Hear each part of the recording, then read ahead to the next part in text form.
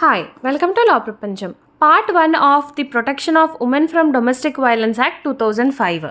Domestic violence యాక్ట్లో టోటల్గా 37 sections ఉన్నాయి. ఇది 26th October 2006న మనకి కేమ్ ఇన్ టు ఫోర్స్ వచ్చింది. It extends to the whole of India from 31st October 2019. And ఇందులో మొత్తం 5 చాప్టర్స్ ఉన్నాయి. ఈ డొమెస్టిక్ వైలెన్స్ యాక్ట్ కింద మనకి రిలీఫ్ అనేది ఉమెన్కి మెట్రోపాలిటన్ మ్యాజిస్ట్రేట్ గారు ఇస్తారు. ఆ కోర్టులోనే వీళ్ళకి సంబంధించిన ఏ రిలీఫ్ అయినా ఏ ఆర్డర్స్ అయినా కానీ ఇవ్వడం జరుగుతుంది. ఈ యాక్ట్లోని orders like protection orders, residence order, monetary orders ఇలాంటి రిలీఫ్స్ అన్నీ కూడా సివిల్ అండ్ నేచర్లో ఉన్నప్పటికీ వీటి యొక్క ప్రొసీడింగ్స్ అనేవి క్రిమినల్ ప్రొసీజర్ కోడ్ ప్రకారంగానే గవర్న్ అవుతాయి. ఈ యాక్ట్ వచ్చింది ఎస్పెషల్లీ మహిళల యొక్క సేఫ్టీ కోసం, మహిళలని రక్షించడం కోసం, అన్ని విధాలుగా వాళ్ళకి ప్రొటెక్షన్ ఇవ్వడం కోసం మాత్రమే ఈ యాక్ట్ని తీసుకురావడం జరిగింది. మామూలుగా పెళ్ళైన మ్యారీడ్ ఉమెన్కి అయితే మనకి ఐపీసీ ప్రకారంగా, హిందూ మ్యారేజ్ ప్రకారంగా రిలీఫ్స్ ఉన్నాయి. ఈ యాక్ట్ మాత్రం ఏ మహిళ అయినా, చిన్న దగ్గర నుంచి పెద్ద వయసు వాళ్ళు ఎవరైనా సరే, ఎవరి ద్వారా అయినా సరే హింసించబడుతున్నా వాళ్ళకి అన్ని రకాలుగా, అన్ని విధాలుగా ప్రొటెక్షన్ ఇవ్వడం కోసం ఈ యాక్ట్ తీసుకురావడం జరిగింది. ఇది 2005లో ప్రవేశపెట్టినప్పటికీ కూడా 2006 నుంచి మనకి ఇది అమల్లోకి వచ్చింది. Chapter 1 preliminary. ఇందులో 1-2 సెక్షన్స్ ఉన్నాయి. సెక్షన్ 1 ఏం చెప్తుంది? Short title extent and commencement. ఈ యాక్ట్ ని the protection of women from domestic violence act 2005 అంటాము. It extends to the whole of India. ఎప్పటి నుంచి? 31st October 2019 నుంచి. ఇది కేమ్ ఇన్ టు ఫోర్స్ వచ్చేసరికి 26th October 2006. Section 2 definitions. ఇందులో అన్ని డెఫినేషన్స్ చదవాలా అంటే అవసరం లేదు, ఎంతవరకు చదవాలనేది చూద్దాం. Section 2A aggrieved person. ఇక్కడ అగ్రీవ్డ్ పర్సన్ అంటే ఉమెన్ అని గుర్తుపెట్టుకోండి. హింసించబడుతున్నటువంటి ఒక మహిళని అగ్రీవ్డ్ పర్సన్ అంటాం. ఇక్కడ ఉమెన్ అంటే వైఫ్ అవ్వచ్చు, daughter, sister, daughter in law, sister in law, women, అత్తగారు ఎవరైనా అవ్వుండొచ్చు. 2B child. చైల్డ్ అంటే ఎవరు? బిలో 18 years ఎవరైతే ఉంటారో వాళ్ళు చైల్డ్. ఈ చైల్డ్ లో మళ్ళీ అడాప్టెడ్ అయినా అయి ఉండొచ్చు, స్టెప్ చైల్డ్ అయినా అయి ఉండొచ్చు, ఫాస్టర్ చైల్డ్ అయినా అయి ఉండొచ్చు. అడాప్టెడ్ అంటే దత్తత తీసుకున్న వాళ్ళు, స్టెప్ అంటే సవతి బిడ్డ, ఫాస్టర్ అంటే పెంచుకున్న బిడ్డ. 2E domestic incident report. Aggrieved person ఇచ్చే కంప్లైంట్ అని ఇక్కడ డొమెస్టిక్ ఇన్సిడెంట్ రిపోర్ట్ అంటాం. ఎవరికి ఇస్తారు? ఎస్పీకి కానీ, పీఓ అంటే ప్రొటెక్టింగ్ ఆఫీసర్ అని ఒక అతను ఉంటారు ఈ డొమెస్టిక్ వైలెన్స్కి సంబంధించి. అవి సెక్షన్స్ వచ్చినప్పుడు నేను ఎక్స్ప్లెయిన్ చేస్తాను. వాళ్ళు ఎవరి చేత నియమించబడతారు, వాళ్ళ క్వాలిఫికేషన్స్ ఏంటి, ఇవన్నీ. అగ్రీవ్డ్ పర్సన్ అంటే ఎవరు? ఉమెన్ ఇచ్చే కంప్లైంట్ని ఇక్కడ డొమెస్టిక్ ఇన్సిడెంట్ రిపోర్ట్ అంటాము. ఎలా ఇవ్వాలి ఏంటనేది అక్కడ ఎలా మెన్షన్ చేసిందో అలాగే ఇవ్వాలి. ఒకవేళ కంప్లైంట్ అనేది డైరెక్ట్గా మ్యాజిస్ట్రేట్కి ఇచ్చారనుకోండి, అప్పుడు ఈ డొమెస్టిక్ ఇన్సిడెంట్ రిపోర్ట్ DIR అనేది అవసరం లేదు. మ్యాజిస్ట్రేట్కి కాకుండా ఎస్పీకి కానీ, ప్రొటెక్టింగ్ ఆఫీసర్కి కానీ ఇస్తే అప్పుడు ఈ డొమెస్టిక్ ఇన్సిడెంట్ రిపోర్ట్ అనేది కావాలి. 2F domestic relationship. Domestic relationship అంటే ఒక ఇద్దరు వ్యక్తులు షేర్డ్ హౌస్ హోల్డ్లో ఉన్నప్పుడు వాళ్ళ మధ్యలో ఉండే రిలేషన్. ఈ ఫర్ ఎగ్జాంపుల్ వైఫ్ హస్బెండ్, లేదా వైఫ్ అత్తగారు, లేకపోతే ఫాదరు డాటర్ ఇన్ లా, ఇట్లా వాళ్ళిద్దరి మధ్యలో ఏముంది?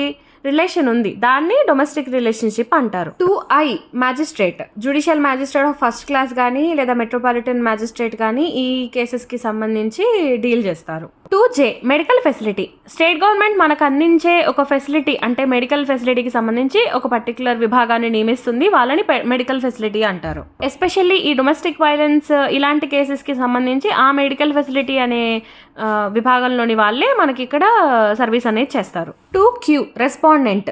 ఒక ఉమెన్ను ఎవరి చేత అయితే హింసకి గురి కాబడుతుందో, అంటే ఒక ఉమెన్ని ఎవరైతే హింసిస్తున్నారో వాళ్ళు ఇక్కడ రెస్పాండెంట్. Adult male. రెస్పాండెంట్ అంటే అడల్ట్ మేల్ అనమాట. ఇక్కడ తండ్రి, మామ, అన్నదమ్ములు, లేకపోతే బావలు ఎవరైనా అవ్వనివ్వండి, మరుదులు, వాళ్ళందరూ కూడా అడల్ట్ మేల్ అనే పర్సన్ ఇక్కడ రెస్పాండెంట్ అవుతారు. అగ్రీవ్డ్ పర్సన్ అనే వ్యక్తి మనకి ఇక్కడ ఉమెన్ అయింది, రెస్పాండెంట్ అనే వాళ్ళు అడల్ట్ మేల్ అవుతారు. 2S shared house hold.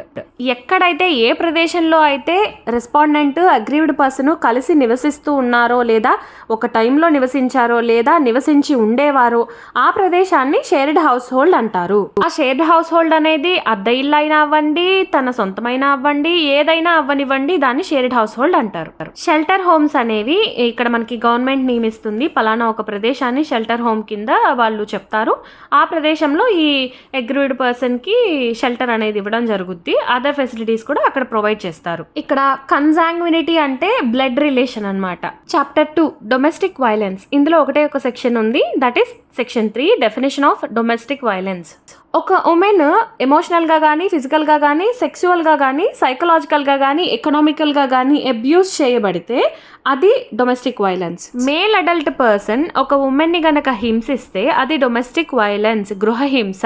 అది ఎన్ని రకాలు, ఎన్ని విధాలుగా ఉంది అనేది ఇక్కడ సెక్షన్ 3లో చెప్పడం జరిగింది.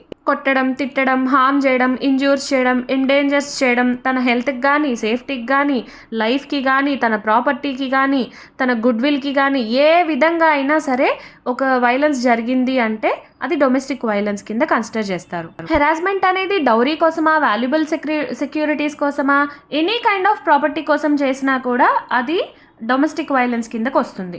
డౌరీ కోసం కానీ, వాల్యుబుల్ సెక్యూరిటీ కోసం కానీ, లేదా ఏదన్నా అన్లాఫుల్ డిమాండ్ కోసం కానీ ఒక పర్సన్ని అంటే అగ్రీవ్డ్ పర్సన్ని కానీ, లేదా తనకి సంబంధించిన వాళ్ళని కానీ హెరాస్ చేస్తున్నా, హార్మ్స్ చేస్తున్నా, ఇంజ్యూర్స్ చేస్తున్నా అగ్రీవ్డ్ పర్సన్కి, ఇవన్నీ కూడా డొమెస్టిక్ వైలెన్స్ కిందకే వస్తాయి. ఇండైరెక్ట్గా చేసినా సరే, డైరెక్ట్గా చేసినా సరే అవన్నీ కూడా డొమెస్టిక్ వైలెన్స్ కిందే కన్సిడర్ చేస్తారు. ఇక్కడ కొంతమంది కొట్టకుండా, తిట్టకుండా వాళ్ళని మానసికంగా వేధిస్తూ ఉంటారు. అది కూడా హెరాస్మెంటే, అది కూడా డొమెస్టిక్ వైలెన్సే. ఫిజికల్ అబ్యూస్ అంటే ఇక్కడ బాడీలీ పెయిన్ అయినా, harm, danger to life, limb or health or impair the health or development of the aggrieved person and includes assault, criminal intimidation and criminal force.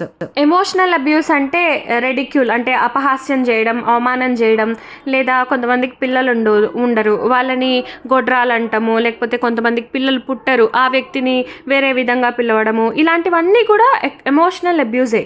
Economical abuse అంటే deprive అంటే రిస్ట్రిక్షన్స్లో పెట్టడము, ఏవైనా వాడుకోనివ్వకపోవడము, money ఇవ్వకపోవడము, valuable securities లేదా bonds, తనకి ఏదైతే అవైతే ఉన్నాయో అంటే సెక్యూరిటీస్ ఉన్నాయో తన పేరున అవన్నీ తను వాడుకోకుండా చేయడం, తనకు తెలియకుండా అమ్మకానికి పెట్టడం లేదా మార్టగేజ్ చేయడం, ఇలాంటివన్నీ కూడా ఇక్కడ ఎకనామికల్ అబ్యూస్ కిందకు వస్తాయి. వర్కింగ్ ఉమెన్ కార్డ్స్ తీసేసుకుంటారు, శాలరీ రాగానే డెబిట్ కార్డ్ తీసుకోవడం, క్రెడిట్ కార్డ్ తీసుకోవడం, తనకి ఎంత కావాలో అడిగి మరీ తీసుకోవడం, ఇవన్నీ కూడా ఎకనామికల్ అబ్యూస్ కిందకే వస్తాయి. సైకలాజికల్ అబ్యూస్ అంటే ఇక్కడ బాడీ షేమింగ్ అనమాట. అంటే నువ్వు లావుగున్నావు, నువ్వు బక్కగున్నావు, లేకపోతే నువ్వు డ్రమ్ములాగున్నావు, ఏంటి నీ మొహం ఇలా ఉంది, నీ వాయిస్ ఏంటి ఇలా ఉంది, ఇలాంటివన్నీ కూడా సైకలాజికల్ అబ్యూస్ కిందకి వస్తాయి. ఇవన్నీ కూడా డొమెస్టిక్ వైలెన్సే. ఈ సెక్షన్లో చెప్పిన వాటి కిందకి అగ్రీవ్డ్ పార్టీ పెట్టినటువంటి డొమెస్టిక్ ఇన్సిడెంట్ రిపోర్ట్ అనేది డొమెస్టిక్ వైలెన్స్ని తెలియజేస్తుందా లేదా అని ఇక్కడ ఉన్నటువంటి వాటిని చెక్ చేసుకొని ఆ విషయాల ఆధారంగా ఇక్కడ డొమెస్టిక్ వైలెన్స్ జరిగింది అని నిర్ధారిస్తారు. వైఫ్కి సంబంధించిన వాళ్ళని అనవసరంగా తిట్టడం, కొట్టడం ఇలాంటివి చేశారనుకోండి, అప్పుడు వైఫ్కి బాధ కలిగిద్ది కదా, సో అది కూడా డొమెస్టిక్ వైలెన్సే.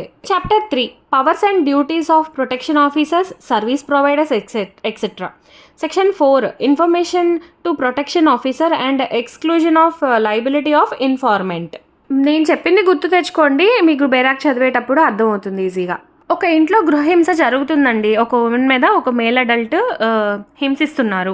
అప్పుడు ఆ పర్సనే వెళ్ళి కంప్లైంట్ ఇవ్వాల్సిన అవసరం లేదు.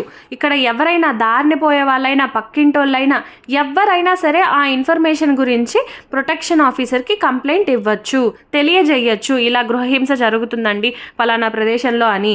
అలా చెప్పిన వ్యక్తి వాళ్ళు గుడ్ ఫెయిత్లో కనుక చెప్పినట్లయితే, ఇన్ఫర్మేషన్ ప్రొటెక్షన్ ఆఫీసర్కి కనుక ఇచ్చినట్టయితే వాళ్ళకి ఎలాంటి శిక్ష కానీ, తర్వాత ఎలాంటి ఫర్దర్ ప్రొసీడింగ్స్ కానీ ఉండవు. అతని మీద మంచి ఉద్దేశంతో ఇచ్చారు కాబట్టి ఇన్ఫర్మేషన్. మీ చుట్టుపక్కల కూడా ఇలా ఏమైనా జరుగుతుంటే ఊరుకోకుండా వెళ్ళి కంప్లైంట్ ఇవ్వండి, అది హెల్ప్ఫుల్ అవుతుంది. Section 5 duties of police officers, service providers and magistrate.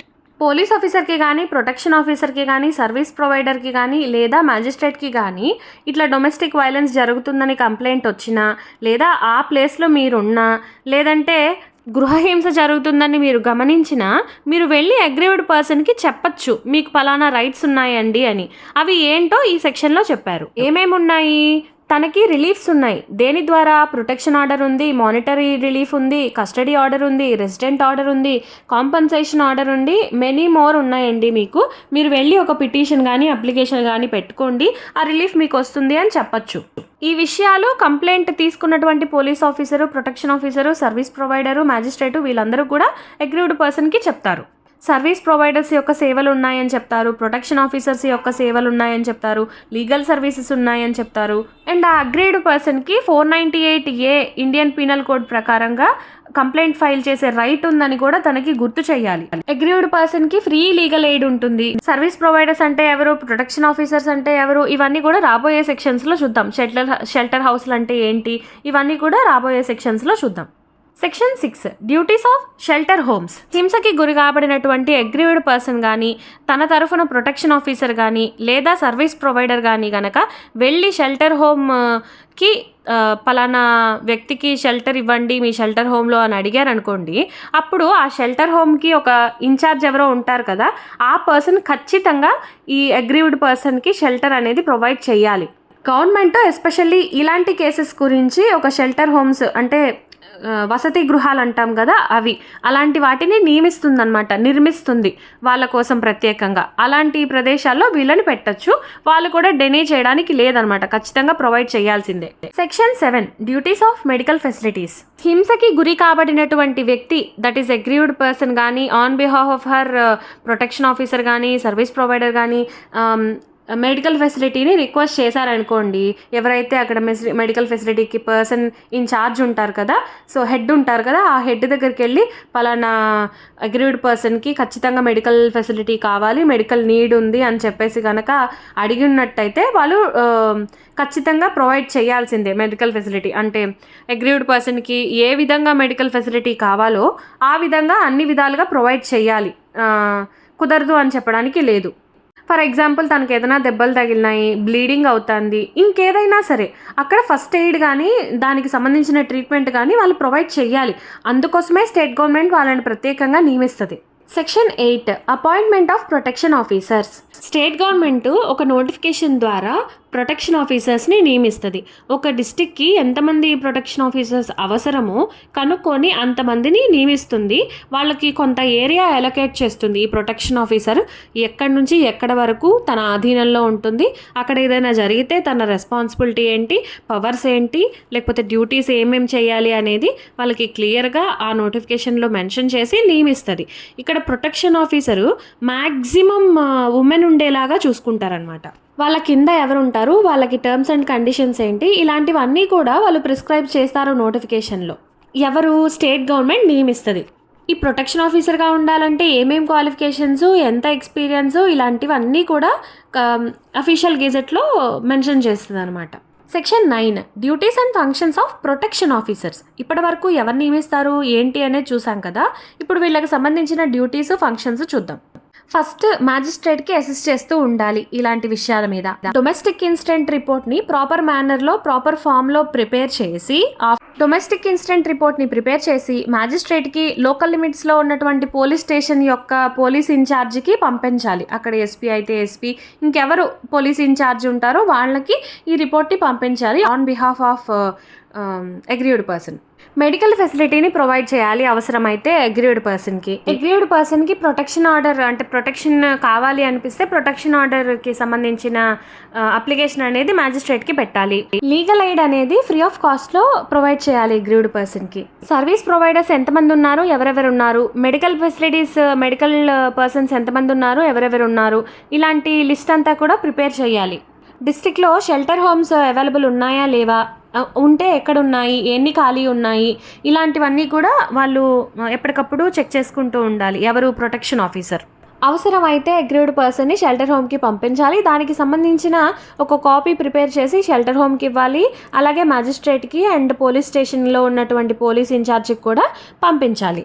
Medical examination చేసిన తర్వాత అగ్రీవ్డ్ పర్సన్కి సంబంధించిన బాడీ ఇంజురీస్ కానీ ఏమన్నా ఉన్నాయా, తన బాడీ కండిషన్ ఏంటి, తన హెల్త్ కండిషన్ ఏంటి, ఇలాంటిది ఒక రిపోర్ట్ అనేది ప్రిపేర్ చేసి ఆ కాపీని పోలీస్ స్టేషన్కి అట్ ద సేమ్ టైం మ్యాజిస్ట్రేట్కి కూడా పంపించాల్సిన బాధ్యత ఇక్కడ ప్రొటెక్షన్ ఆఫీసర్కి ఉంటుంది. ఇదంతా కూడా, ఈ పనులన్నీ కూడా అగ్రీవ్డ్ పర్సన్ తరఫున ప్రొటెక్షన్ ఆఫీసర్ అనేది చేస్తారు. Section 10 service providers. Under society registration act or under companies యాక్ట్లో కానీ ఒక వాలంటరీ అసోసియేషన్ వచ్చి రిజిస్టర్డ్ అయ్యిందనుకోండి, స్టేట్ గవర్నమెంట్ కింద సర్వీస్ ప్రొవైడర్స్ లాగా రిజిస్టర్ చేసుకుంటే వారిని సర్వీస్ ప్రొవైడర్స్ అంటారు.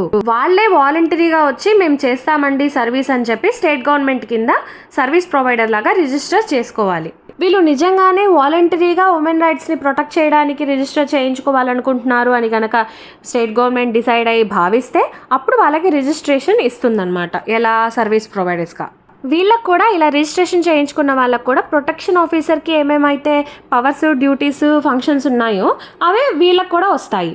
లైక్ డొమెస్టిక్ ఇన్సిడెంట్ రిపోర్ట్ని ప్రిపేర్ చేయడం, అగ్రీవ్డ్ పర్సన్కి మెడికల్ ఎగ్జామినేషన్ చేయించడము, దాన్ని మళ్ళీ ప్రొటెక్షన్ ఆఫీసర్కి, మ్యాజిస్ట్రేట్కి, పోలీస్ స్టేషన్కి పంపించడము, మళ్ళీ షెల్టర్ హోమ్స్లో ఉన్నాయా లేవా అని చెప్పి షెల్టర్ హోమ్స్లో కనుక్కొని అగ్రీవ్డ్ పర్సన్కి షెల్టర్ ఇప్పించడం, ఇలా మళ్ళీ దానికి సంబంధించిన ఒక కాపీని ప్రిపేర్ చేసి ఇన్ఫర్మేషన్ని ప్రొటెక్షన్ ఆఫీసర్కి, మ్యాజిస్ట్రేట్కి, పోలీస్ స్టేషన్కి పంపించడం. సేమ్ యాజ్ ప్రొటెక్షన్ ఆఫీసర్కి ఉన్న పవర్స్ అండ్ డ్యూటీస్, ఫంక్షన్సే ఇక్కడ వీళ్ళకి కూడా సర్వీస్ ప్రొవైడర్స్కి కూడా లభిస్తాయి. ఇలా వాలంటరీగా సర్వీస్ ప్రొవైడర్స్గా లేదా అందులో ఉన్నటువంటి ఏ మెంబర్ అయినా సరే వాళ్ళకి ఎగనెస్ట్గా సూట్ కానీ, ప్రాసిక్యూషన్ కానీ, లీగల్ ప్రొసీడింగ్స్ కానీ ఉండవు. ఎందుకంటే వాళ్ళు మంచి ఉద్దేశంతో చేస్తున్నారు కాబట్టి, వాలంటరీగా చేస్తున్నారు కాబట్టి.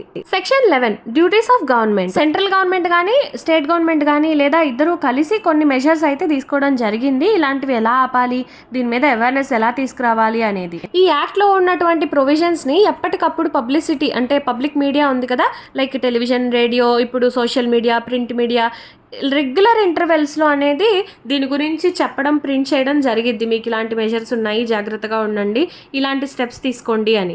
ఈ యాక్ట్కి సంబంధించి పబ్లిక్ ఆఫీసర్స్కి, పోలీస్ ఆఫీసర్స్కి ట్రైనింగ్, అవేర్నెస్ కండక్ట్ చేస్తుంది.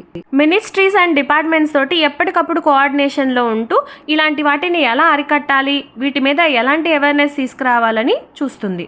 పబ్లిక్ దీని గురించి చెప్పడానికి అవేర్నెస్ ప్రోగ్రామ్స్ అని అలాంటివి కండక్ట్ చేస్తుంది. రిమైనింగ్ సెక్షన్స్ నెక్స్ట్ పార్ట్స్లో చూద్దాం.